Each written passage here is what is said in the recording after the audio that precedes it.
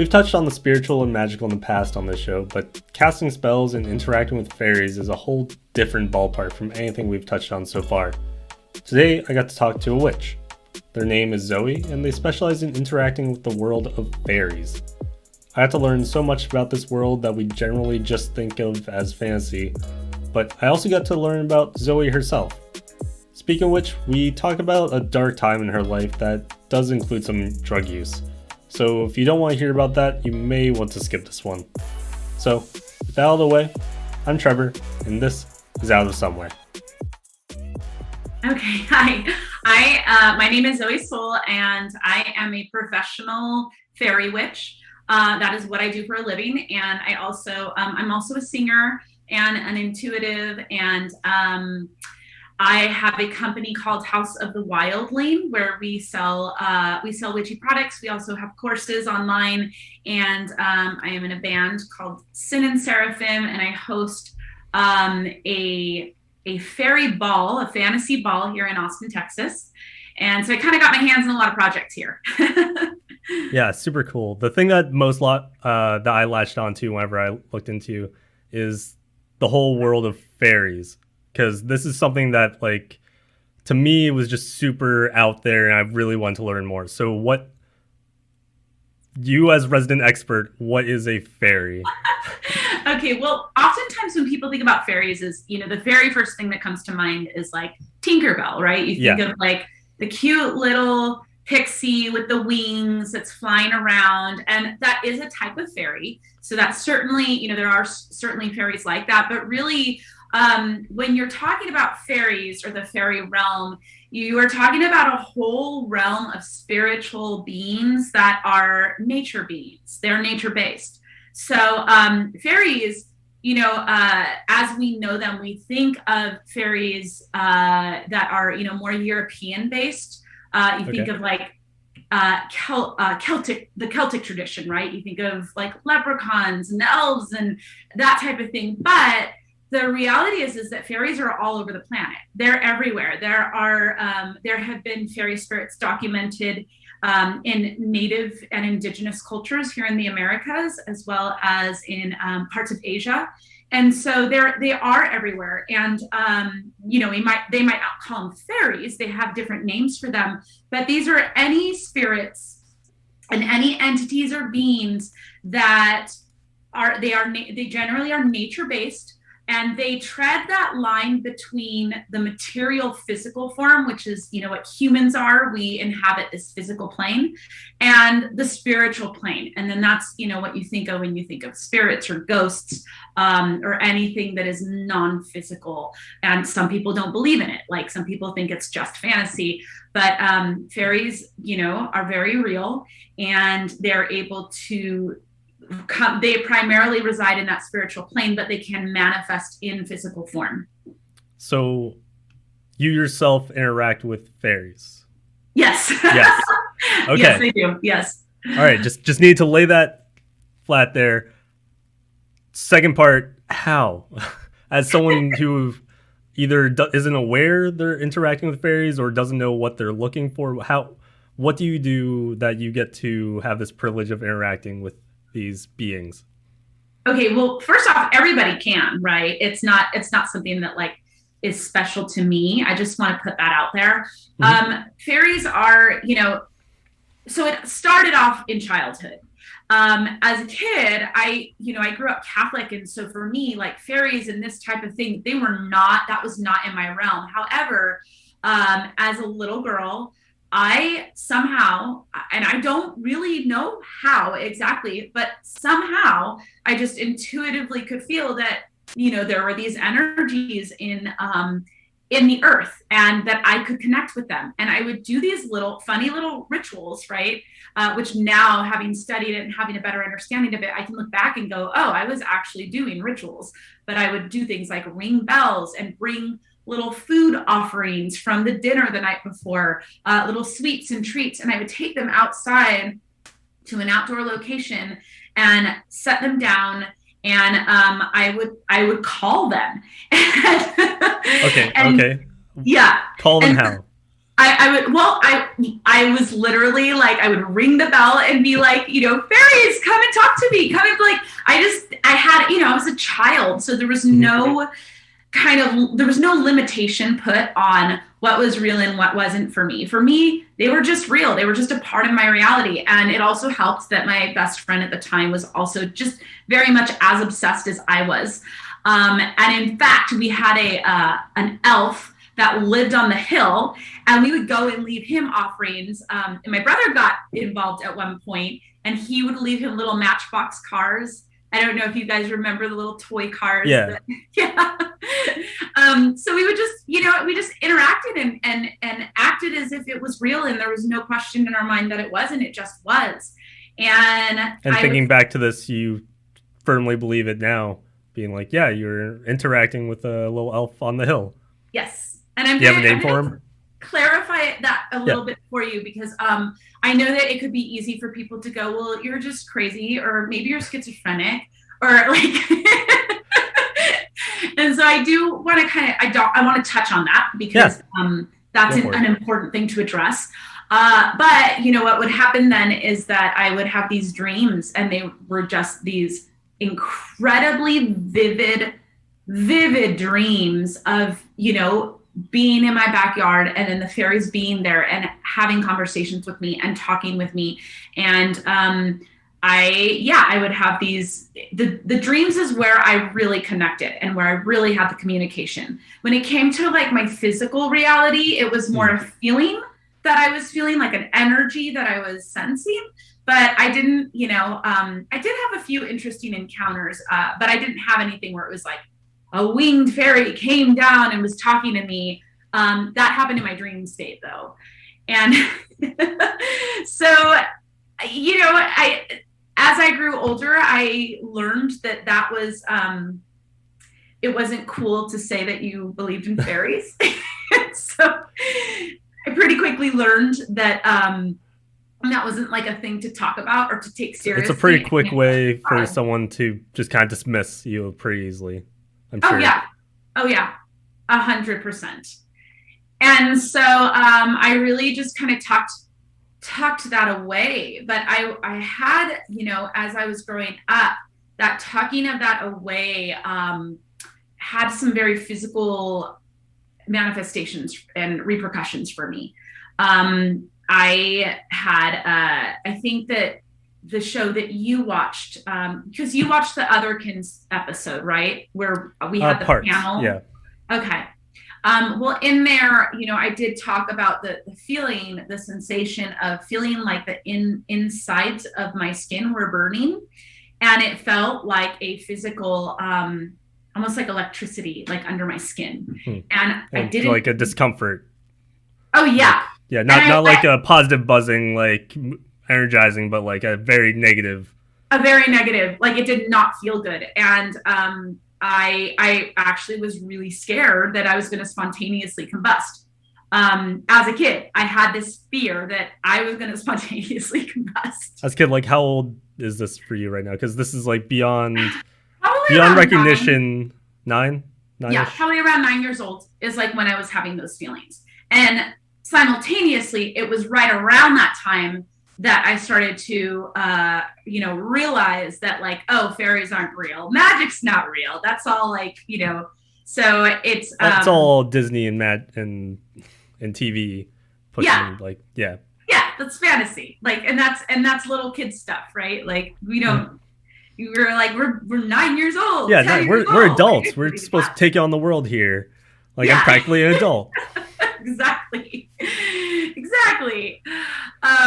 So yeah, I mean, I felt that, and I remember just, and then later, as I entered my teens, I had the fear that I was going to go crazy, and I know how this sounds, and I know, just so everybody is clear, I have been to therapy. I've done years of therapy. I have a very solid grasp on my mental health. And I think that that's important, right? Because like when we do talk about these things, there certainly is this element of like And yes, also there are mental health conditions that could contribute to this. So I am a huge advocate of, make sure that there's not something else going on first. Make sure you're not just like losing it. But that being said, our reality is so much bigger than we give credit. I think that we tend to believe that, we've figured it all out, right? Like the reality is like what I can see, what I can taste and smell, what's right in front of me. And then anything beyond that, well, because I can't prove it, it must not exist.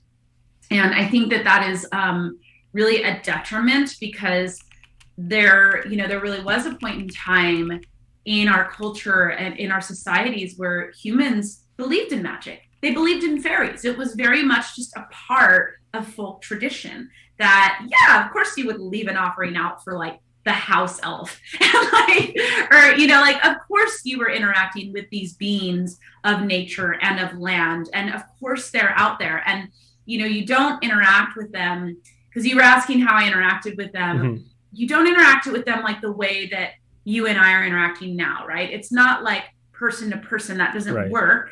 These are different types of beings. You're interacting with them in non-ordinary, in shamanism, they call it non-ordinary reality.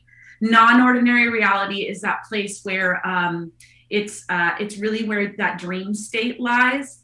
And it's where people go into when they go into like trance and deep meditation, when they are in that space right before they fall asleep.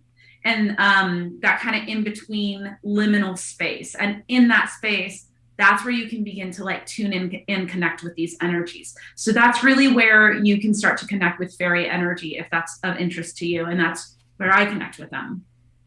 So, and that's where you can really reach into what you referenced as the fairy realm. Yes. Which I guess is that like equivalency to like an alternate dimension kind of thing, like I'm trying to bridge the gap mentally of someone who has a very limited understanding of this with something more familiar. Of course. Yeah. It's so, like there's these thin realms between these realities, and like that dream state is kind of where it's thinner, I guess. You're able to move between them a lot easier, and vice versa. You'll hear people talking about like the veil is thin, and what they're talking about is, and I don't even think of them as different dimensions. Some people do. I suppose it depends on how you identify, or how you define that. But I really think that it's more like two sides of the same coin. Like on one side of a coin, you've got the physical plane, right? This is like, I can see it, I can taste it, I can touch it, I can see it, it's there. It's manifested into form. On the other side, you have what is not manifested into form, right? It's spirit. It's that thing that you can't necessarily see, taste, touch, hear, but you can get glimpses of that from an intuitive space. But it's the unseen realm. It is, again, kind of going back into that dream state. It's your imagination, right? And like I think that it's funny because people will go, "Oh, well, it's just your imagination," and I will generally respond, "Yeah, exactly." And I think that like when you look into like shamanic cultures, indigenous cultures, and like a lot of these older pagan traditions, the imagination was really valued much higher than it is today. We've really devalued it and have said, well, if it's just your imagination, it's just a fantasy, it's not real. But that didn't used to be always the case, that we thought that way. It was understood that the imagination is just as real, just as powerful. It's just another realm of existence. And so it's kind of held in some ways, it's more revered because it's almost more real. And there are people that believe that the physical plane, that's the illusion. And it's the spiritual plane underneath that's where the real reality lies. Which is, totally reversed from how we think about it in this culture. Yeah, not gonna lie. It's a lot to take in. It's definitely a ton to wrap your head around, but it's a really cool idea. No, it really is. You really have to like open yourself up to these ideas to really grasp a hold of them, but it's really cool. And like just the concept of what is real, what is reality, and so on and so forth. especially whenever so much of life is really just how you yourself perceive it to begin with. So, no, that's really cool. One actually on this. So, with your experiences with the fairies and fae, what I don't know, do you have any like I guess highlight experiences with them, like with how your interactions are with them, whether that's be like a really strong presence of them, whether or time they've helped you or know of when they help someone. Just Yeah. So I've got a ton of stories. One that comes up right away is so the house that I lived in before we were moving out, and my interaction usually is the way that I will quote, I'm putting air quotes for those that, you know, for the podcast, there are air quotes, see them, right? Is that it's almost like, you're probably too young for this, but maybe not. Do you remember those magic eye posters? It would be like a poster that would have like a repeating pattern, and you'd look at it and it looks like nothing at first, just kind of this jarbled mess.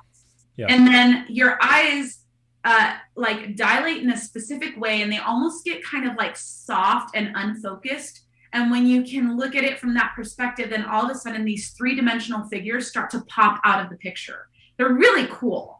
But that is like kind of how I see fae when I'm seeing it in the physical reality. It's a softening of the eyes and allowing my eyes to become, you know, unfocused. And when I'm able to do that, it shows up kind of like little lights, little shadows, and sometimes like the outline of a figure. So that's generally how I see it.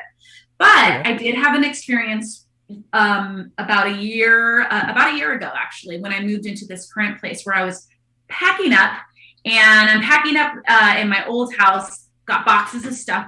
And all of a sudden I look in the hallway and there is a little man, probably about 4 feet tall. And he looks like exactly what you think a gnome would look like. He's got like the long, scraggly beard, and he's got kind of like the potato nose and kind of, you know, and stocky. And I'm just staring at this, and my jaw is just like to the floor. And I'm like, I don't even know what to make of it, because I do believe in these things, but to see something manifest that clearly was shocking. And he just kind of looked at me, like, had this expression, very like matter of fact, like, what? And I finally said it in my mind. I didn't say it out loud, but the thought that came up was, how come you never told me you were here? And he just looked at me and he's like, 'cause you never asked. And then he just vanished. And he's gone. And gone. And so I've had a few experiences like that kind of left me going, okay, wait a minute. And this is kind of going back to this idea of like, okay, you know, are people just crazy? Are they just seeing things? And I will be really honest and say that, like, I think that it's healthy to have those questions of yourself and to do like a reality check with yourself, because while I do believe in these things, I also think that like it's really important, especially when you're dabbling into the spirit world, to have a good, solid foot planted in this physical reality, so that you don't just like go like way over the edge, you know? Yeah. Oh, for sure. Yeah. And so, like, you know, as I said, I'm not currently seeing a therapist, but I've seen a lot of therapists, and I went to a psychiatrist when I was in college, wondering what was wrong with me, because I would see things here and there, and nothing was wrong with me, but I was diagnosed with anxiety, and I was given medication. And when I was put on medication, I felt very disconnected, like very kind of numb, and I did not like the feeling.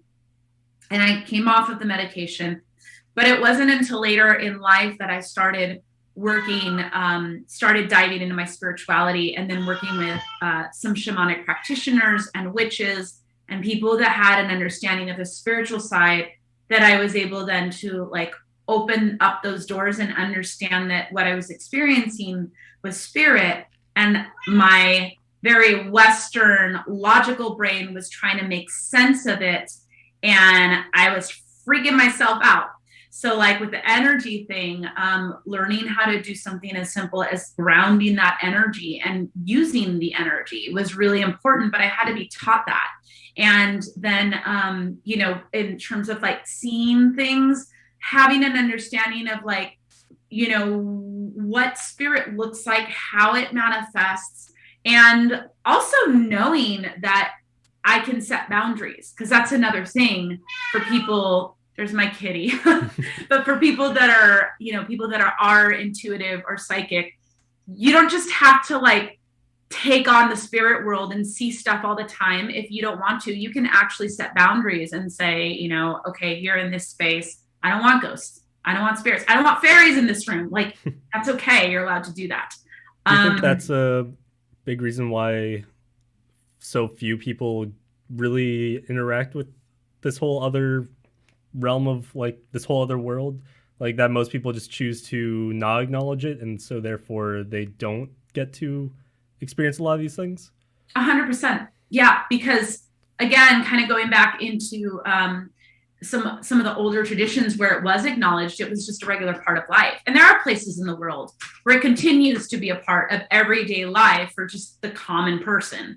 It's, you know, it's really in this like very modern culture that we just kind of look down on that as silly and not real. For sure. So are more about fairies. Are they sound really powerful to me. Like they sound like they have a higher understanding of how our world and their world is intertwined, whereas we're just like scratching the surface. Even those like more in tune, like people like you, people who actively practice trying to learn these things. Like is this like, are they dangerous? Like how they can be. They can be. Yeah. And so the way that I explain it to people is, so funny enough, I'm going to give you a little bit of history. Are you okay with that? Yep. No. Okay. Go right so, the Fae realm, the realm of fairies, the written history that we have really comes from the Gaelic and Celtic traditions. That's why we think generally when we think of them first. But like I said, they are all over the planet. It's just that they were really documented in that tradition. So the pagan, the pagan people would interact with these earth spirits all the time, these nature spirits all the time. And then really when Christianity came along, a lot of so there's a few theories on this. Some theories are that the fairies then were kind of repulsed by the new religion and kind of went into hiding and ran, disconnected from humans. But really, I think what happened was the church was very much, and you see this in Catholicism, right? Like they would take the pagan gods and change or adapt them to the new religion. And this isn't just Catholicism, right? Like this happens all the time. Like a new religion comes in and kind of adapts and takes the old gods and turns them into their gods. And so this happened a lot with when you look at the saints, right? And the colors, and this saint does this, and he's the patron saint of that, and you can see a lot of that there. But with fairies, what happened was even worse than like being demonized, right? Because when something is demonized, it still has power. It's like, that's evil. Don't practice that. That's witchcraft. That's evil. Instead, what happened with fairies is the power was stripped from those cultures by saying that's silly. By the way, the word silly comes from the word silly, and silly is a type of fairy. So you would say, oh, that's silly. That's nonsense. That's stupid. And so instead, these ancient earth nature beings were infanticized, and they were demoted into this kind of like, oh, that's a very peasant, thing. Like it was demoted into like, if you believe in that, then you're ignorant, you're a peasant, you're stupid, you're silly, you're not, it's a bunch of nonsense. And so that, like, if you can imagine, if that is how you're being treated now by a race, a human, the human race, fairy race, by a race that once revered and had a connection with you, like, you're going to be like, okay, peace out. Like, why am I going to interact with you anymore? I'd be real offended if all of a sudden I got turned into like a slang term for just ridiculous or generally unwanted. Yes, exactly. And so, like, a lot of the language that you hear around fairies now, like, oh, they're so cute. That language is new, right? Like, it didn't used to be like, and in fact, I always say, if you are wanting to connect with fairies, watch your language, because the quickest way to insult them is to talk to them like they're kindergartners, right? Like, if you're using vocabulary that is more appropriate for a kindergarten classroom, then you're probably going to piss them off, because these are ancient earth spirits. They're like, they've been around, and they do have immense power. So this goes back to the danger thing. Like, what could this lead to? Okay, so the way that I describe it is, it's sort of like if you're out in a forest and you see a bear, right? Like, you're not going to be like, hey, bear, come give me a hug. Like, no, you're going to probably like walk away very slowly. Do you say like the bear is evil? No, like, it's a freaking bear. It's just a bear. And so there are certainly fae spirits, that those, elements of the nature spirits, where you come across them and they have this intense, darker, fiercer energy that is more untamed, right? That's more of that wild energy. And, when you come across that, it's sort of like, okay, just, you can acknowledge it and respect it, but then like slowly back away.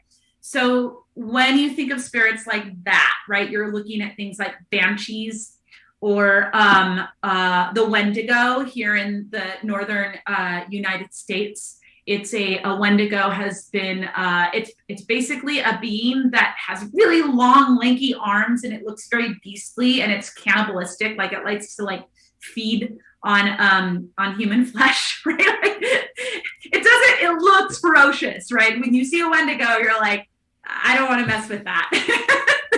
Yeah, I'd assume not. Yeah. So I've never seen a Wendigo myself, but lucky. I assume. Yeah. No, probably for the best. I hope never to see one. So yeah, it's that's kind of how I look at it and how I explain it to people. But then there are fae beings that can actually be very benevolent and very just wonderful to work with, that enjoy working and interacting with humans. And that, those do tend to be the winged ones, right? Like the sprites and the pixies, and what we think of when we think of the quintessential fairy. Those ones do tend to be a little more friendlier towards humans. Do you have any like positive experiences with these that like stand out? So I have a fairy garden in my yard. Okay. And I will actually see like little lights every once in a while from the corner of my eye. And that's pretty much, I just let them be. I treat them kind of like butterflies, and I will leave out offerings for them. And I would say, like, the biggest thing that I notice in having those energies around is that the energy feels very clean and light. And it's sort of like, you ever walk into a space and it just feels good? Like, it's like, feels nice in here. It's refreshing, like, almost. Exactly. So that's kind of the same idea as, like, they have an ability to really affect the energy of a space. So having those like nice lighter fae around are lovely to have. So what do you give as offerings? Like, are they like sweets? I don't know. I think of like offering candy or like a cookie or something. I don't know. Maybe I'm off base. Yeah, no, you can. So the biggest, in general, you want to offer things that are biodegradable, because again, these are nature fairies. So like, you're not going to want to offer a tub of glitter, right? Because that would probably kind of offend them, if anything. Glitter is not biodegradable. It's litter. It is litter. And so instead, you want to stick with things that like are organic. and natural. So I'm a big fan of giving like honey, fruit, nuts, wine, mead, things like that. They love food. That's always kind of a nice, good go-to. And then, you can also leave offerings of like flowers or crystals or stones or seashells, excuse me, depending on like the fairies that you're working with. They kind of like different things. But the cool thing about fairies as well is that they are individual. So like when you get to know the fae around you, the local fae in your area, you start to kind of know what they like and what they don't like. So you can, you can feel like, again, this is kind of tuning into that intuitive side, but you can kind of sense and feel like, oh, I noticed that when I put honey out, it feels like the energy gets really lively and it feels really good and it feels really clear, versus when I put a biscuit out, it doesn't, it just kind of collects mold and dust, so like, yeah. Yeah, so you just kind of learn, I mean, more or less with anything, kind of trial and error, and really just try and get yourself in tune with how the fae might be responding to you. That's right. Yeah, yeah. And they are individual. They are, they all have their own personalities, just like us, right? Like, not all humans are the same. Well, not all fairies are the same, just because, like, they might come from the same place. They're going to have specific tastes and personalities to them. No, that's really cool, and like definitely something that I'm sure a lot of people have fun experimenting with a little bit, just because like just being able to interact with this other world in some kind of way is really interesting. Actually interested in switching gears just a little bit and learning a bit more about you yourself. And how, so you mentioned that like you grew up Catholic, and then didn't really get into this until you started like researching like shamanistic like people and rituals. So how was your, when and how was your transition into this? Like you mentioned, like obviously as a kid you were like, it played with the idea of fairies and the like, but as you got towards your adult life, how'd you get there? Yeah. So, okay. So when I was a kid, I was very in tune, very much, like I said, and very, very magical. And I even remember having dreams where I was in this other realm, this other plane, and I feel like it was the Fae realm. But just waking up feeling like all of this joy and happiness, and then this deep longing, wanting to go back, like feeling like, oh, I want to go back. I want to be back there. Like that's where I belong. It was that feeling, right? And then as I got older and I really started to shut down that side of myself, I say that it has repercussions because I am very much a person who I need a spiritual practice because my spirituality is really important to me, and it's very alive and very active, and it's sort of like a dancer who doesn't dance, right? Or like a singer who doesn't sing. Like that's the most depressing thing. And so when I shut down that side of myself, I went off to college, and in college, I actually got pretty addicted to drugs at that time in my life. And I kind of went down a really dark space, and because I was just feeling empty. And like for me, I felt so disconnected from myself. And so drugs were like the one space where when I used drugs, I felt like happy. I felt connected to something escape. Again. Yeah, an escape. Exactly.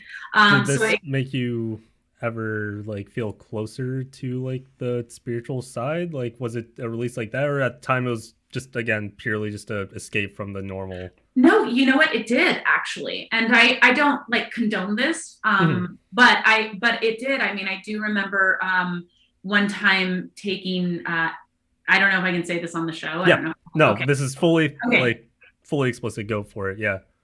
Okay. But yeah, I remember one time I took ecstasy, and the energy that I was feeling was so intense. And then I just started picking up objects like stones and seashells and leaves, and I could feel the energy so strongly. And then it jarred my memory of being a kid and playing with these energies and feeling the energies. And it was a really intense experience. And then I also remember, you know, and I do take this with a grain of salt because I was on drugs. So, like, but there were a lot of spiritual experiences that I had where I would see things, I would see entities. And I think that, you know, certain drugs and psychedelics can open that door up for you. I am not against it. I'm also not condoning it. I think that it is a way. I don't think it's the only way, and it's not the safest way. If you do want to explore that, be very careful and safe, as safe as you can be. But you don't need that, right? But it did like open that up for me.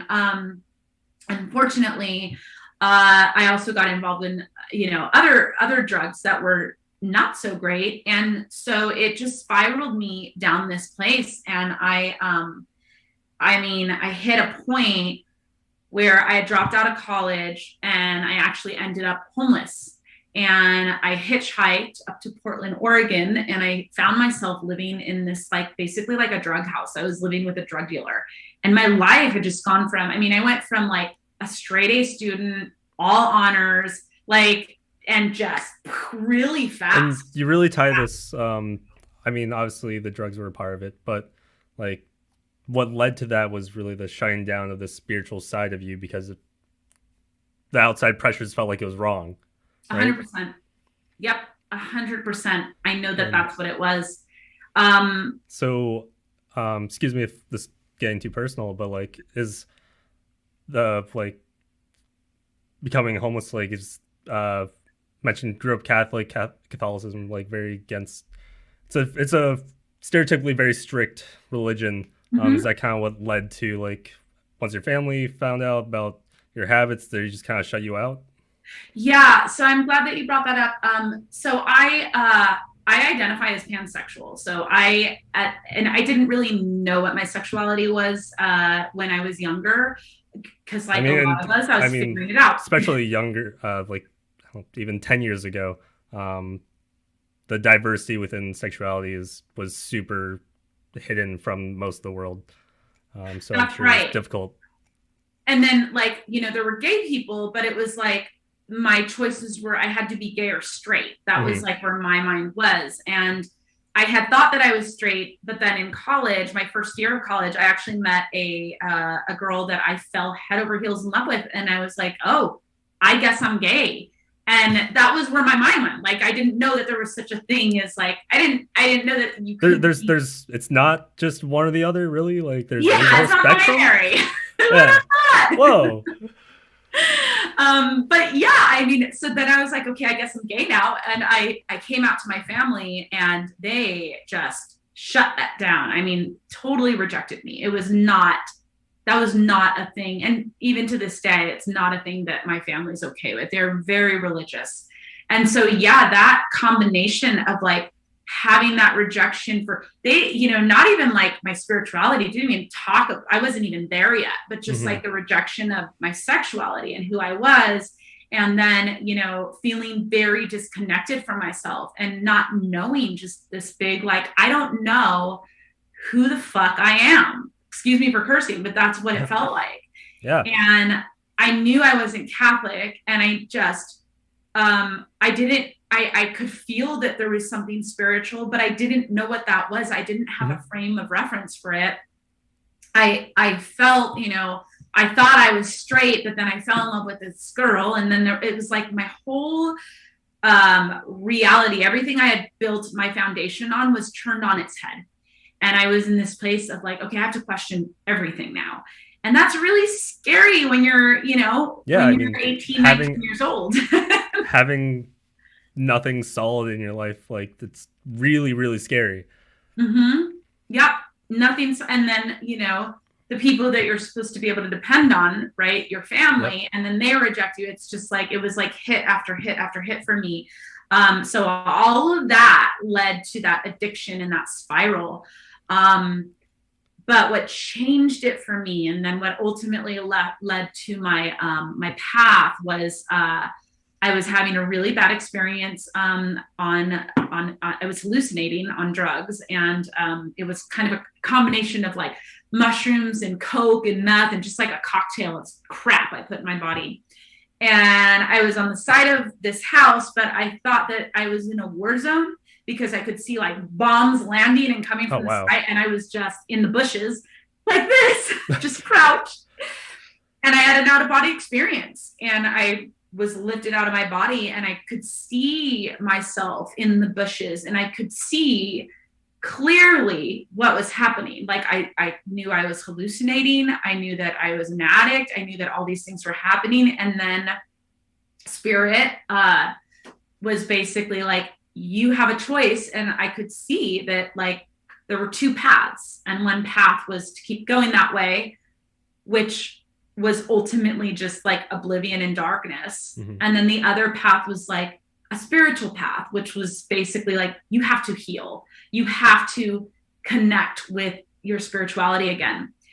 And I went into a rehab, and I started to build up my, I found my spirituality again, but that came through. I knew that like Catholicism didn't work for me. Christianity didn't work for me. And that's when I started really looking into alternative spirituality. Shamanism was the first one that I found, but then I found witchcraft. And like when I found witchcraft, it was like everything landed. And then I found the fairy path, and I started learning about fairies. And then it was like, oh, this is who I am. Like, this is who I've always been. And I had been through the war zone. So like for me, worrying about some people thinking that I'm living a fantasy world or criticizing me or making fun of me for believing in fairies was like the least of my concerns. That just didn't, like, that's cute. Like I had been through all this shit. It's like, I believe and talk to fairies, but I mean, I could also be the me that was in a bush huddled, Exactly. And I will gladly and openly share my experience, but I also really believe that like everybody has their path. And, I'm not big in like trying to convert people. I don't need people to believe in fairies. I don't need people to believe anything I'm saying. This is just what works for me. And this is just my experience. But I think that the important thing is that people look for what works for them and what feeds their soul, whatever that looks like. And if we can, just accept that there are all different perspectives, and reality is so much bigger than what we think, I think that we'll be on our way to a much more loving and accepting world. Yeah, no, for sure. Like you honestly have a really great, really interesting story. So thank you so much for sharing it and being so open about it, because I'm sure it like definitely will touch a lot of people. And so, yeah, no, again, thanks. Thank you. Back and forth, just a little Canadian standoff. So you started exploring with witchcraft and fairies. Wondering if we could talk a bit more about the witchcraft side of things. Mm-hmm. So you clearly have lots of witchy things around you just on your camera. If anyone's only listening to this on audio, they're really missing out. You have a very interesting setup there. Puts my empty room to shame. But your room's fine. But so like, how much of your life is involved in like creating spells and that sort of thing? Like, because I feel like that's what really draws people initially into witchcraft. It's like, oh, I'm making spells to better my life or to change how things are going. Like, what was that like for you? Yeah. So the way that I approach witchcraft is I really approach it from like, yes, you can absolutely do a bunch of spell work and magic and all of that's fun but that's like the flashy side of it. Mm-hmm. The deeper side of it, the side that for me I really find value in, is really it's just a path of like self-improvement. It's a path where you're connecting deeper and deeper with yourself. It's like a path of self-discovery and really having an understanding of who you are and how you show up in the world. So I am very much I very much connect with nature spirits. I have house spirits here in my home that I connect with and interact with. I also have land spirits out on my property that I go and connect with. And all of this is not, so that I can be like, oh, I'm psychic and look at me and look at all the cool things I'm doing. Like, yeah, it's a perk. That's kind of cool. But like what it really is it's about like, how am I living my existence? And am I living my existence in a way where I am being sensitive and attuned to my environment and from a place of deep listening and harmony with my environment? Or am I just kind of energetically trampling all over everything, oblivious to everything, and like kind of in my narcissistic bubble of like, this is mine, this is, and I think that our culture is built that way, right? Like you get a house and you go out and like your land, it's my land, right? Like I'm gonna put a fireplace here and this here and I'm gonna pave that and like it's my land, right? It's very like very dominant.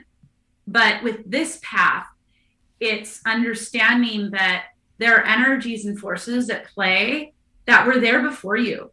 And it's not about like, it's not about just like coming in and doing stuff. It's about like being in harmony with those energies. And when you're in tune and in harmony with those energies, there's like a humility that you have to have.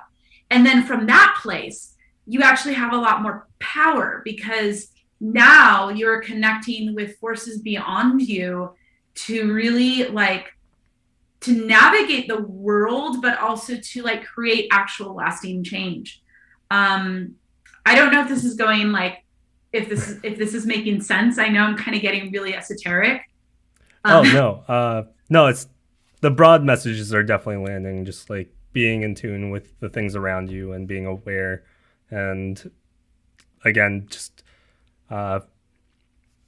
being aware of more than just yourself and what impacts you and more how you're impacting other things around you and how it can really be more of a symbiotic relationship.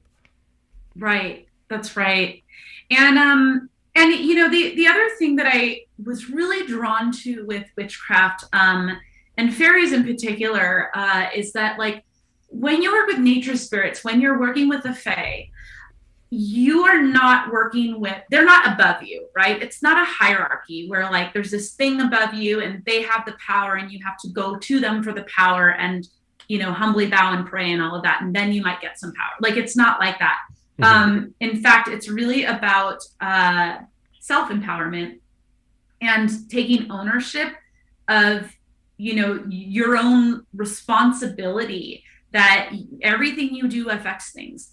And so when you're working with the fae or the nature spirits, one is not higher than the other. It's more like an allyship where it's like, or a neighbor, right? Like you're in this realm and I'm in that realm, but can we create harmony? Can we work together and make this connection so that we're creating a harmonious existence for all concerned? And so it's a much more of a communal way of looking at the world. Versus like Catholicism, where it was very hierarchical. It's like you had to go to the priest to atone for your sins, to get the forgiveness, and then there was a penance, and everything was very like top down, and there were a lot of gatekeepers, people that like had access to this knowledge, and you had to go through those gates to gain access. But with witchcraft, with this, we all have access to knowledge at our fingertips at any given time. It's just, are you willing to get still, to listen, to be humble enough to know that like there are energies outside of you that can actually really help. And so, yeah, that was another thing that really drew me into witchcraft in particular. So I'm kind of curious, what's your take on, it seems like witchcraft in general is on an uptick right now, a bit in like popularity and social media and stuff. Like I see a lot on platforms like TikTok and things where it's like being like, this is like a protection spell, or this is like for wealth or for love and stuff. Do you think these are either disingenuous isn't the right word that I'm looking for, but like overall better or worse for the community as a whole, or what's your take on that? Um, I don't think it's worse. I think that it's definitely getting more notoriety for it. I feel like those are all, it's sort of like the marketable aspects of witchcraft, right? Like when you look at witch talk, it's like, of course I want to know how to like get a spell to like attract that love in my life. Like, okay, that's fine. There's nothing wrong Yeah. with that. But it is like, in my opinion, that's a very superficial thing. And if that's all you want, fine. Like I am not here to judge. It's like everybody is on their path, wherever they're on their path. And maybe that spell opens the door to deeper insights for themselves. So I think that like wherever you are in that journey is fine. And I'm definitely not opposed to people using social media platforms to get that information out there. But I will say, I do think that part of the reason why there's such an interest in it is it is a nature-based religion, and it's like I mentioned, it's not hierarchical. Most aren't. There are definitely some covens that are. There are but many aren't, right? And I think that especially younger generations are looking for some sort of spirituality where they feel validated for exactly who they are. They're not going to be shamed. They're not going to be judged. They're going to be fully accepted. And that they also don't feel like, they have to jump through all these hoops, but they actually can have access to power right there at their fingertips, whether it's through like a love spell or whatever, it's like, Yeah. So I think that that's part of it. But then the other part, again, that I love about witchcraft is that, when you look at some of the Abrahamic religions, it's very black and white, right? Like there's good and there's evil. That's not the case for a lot of witches. There's a dark element to it, right? Yeah, I mean that's the very stereotypical witch is like in a hut out of nowhere, hates everyone, crafts spells to turn children into frogs or whatever. Like that's the stereotypical witch that you imagine. Yeah. Yes, exactly. And the thing is like what it honors is it honors the gray area, right? And that life is nuanced, that nothing is just black and white, that there are all of these gray areas, and there's a spectrum. And when you're working in the craft, there's a spectrum that you can work within. And it's, there's you hear people talk about white magic and black magic, and I actually don't like those words. They have some really heavy connotations with them. But you hear a lot of terms kind of floated around, but at the end of the day, one thing that I do appreciate is that there's an acknowledgement of a spectrum, and that not everything is, good. Not everything is sorry, that's not what I'm trying to say, but it's not as simple as saying good versus evil, but that there's this spectrum, and that we dance, in that spectrum. And that some days I may wake up and feel very kind and generous and giving, and other days I may wake up and just feel like a bitch, and I'm still the same person, and both can exist in me. And it's not bad, right? That doesn't mean that I'm evil. It's just, this is the human experience. You think there is an attraction to the evil side of witchery and for some people, yeah. Yeah. For some people there is. And and I think that could be because there is because there's been so much of don't do that, that's bad, that's wrong. There are some people that have that rebellious nature that are going to be a little bit well, no, fuck you, that I'm going to go do it. And if that's a path that you want to tread, I do believe that everything comes back. There is a concept in Wicca that everything comes back 3 times. So if you put something good out in the universe, it's going to come back at you threefold, right? 3 times that energy. So if you're putting out some shitty stuff, it's all going to come back at you. Three times as strong. Exactly, 3 times as well. Oh man, that's fun. Awful, but yeah, it's a fun idea, the whole 3 times thing. Yeah. But yeah, I think we're actually coming close to time. But this has been a bunch of fun. Honestly, like I feel like we keep going for hours upon hours. But yeah, so thanks so much for educating me and all people listening about all this stuff and sharing your wonderful story. Where are the most prevalent places to find you? Thank you. Well, first off, thank you for hosting this podcast. I think that what you're doing is awesome. I think that the idea of creating a platform where you can explore different perspectives in the world is really needed. And so thank you. And in terms of like where people could find me, my YouTube channel really is a great place. You can find me on YouTube at That Witch Zoe. And I also have a business called House of the Wildling. So you can, houseofthewildling.com.